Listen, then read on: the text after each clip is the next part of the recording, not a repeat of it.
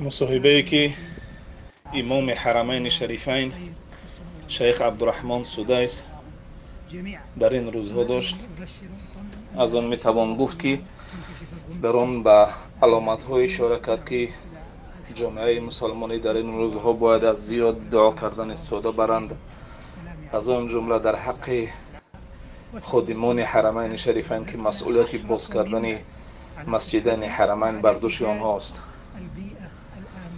و چنانه که شیخ سدیس گفت که من شما را خوشخبری میدهم به روزهایی که نزدیکن بیایند و این مصیبت ها برداشته شوند و ما در این روزهای نزدیک باز میگردیم به سوی حرمین شریفین و در آن باز نماز میخونیم و باز طواف همان را ادا می‌نماییم. و اینچنین باید قید کرده شود که چنین ابراز نمود شیخ عبدالرحمن سدیس که دولت و مملکت عربستان سعودی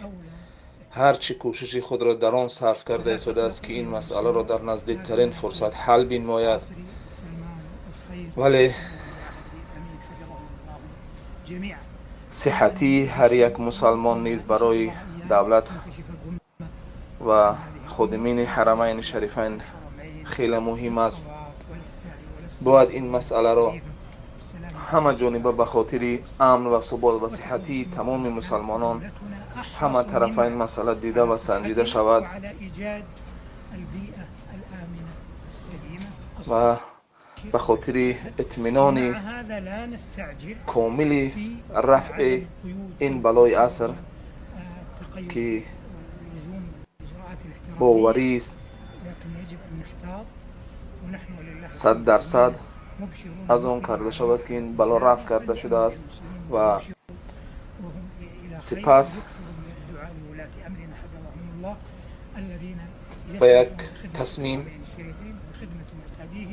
باید بیاییم و اینجا هیچ جای سراسیمه شدن و سراسیمه وار حکم کردن برای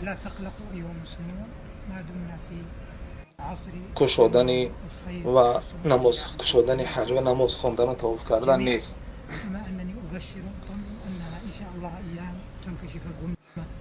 چنانه که شیخ سدیس گفت ما مسلمانان از خداوند منان امید آن را داریم که خبرهای خوش و روزهای خوبی در پیش داریم. برای رسیدن بر این روزها البته از دعاها استفاده بریم در حق مسئولین حرمین شریفین و در حق خادمان و کسانی که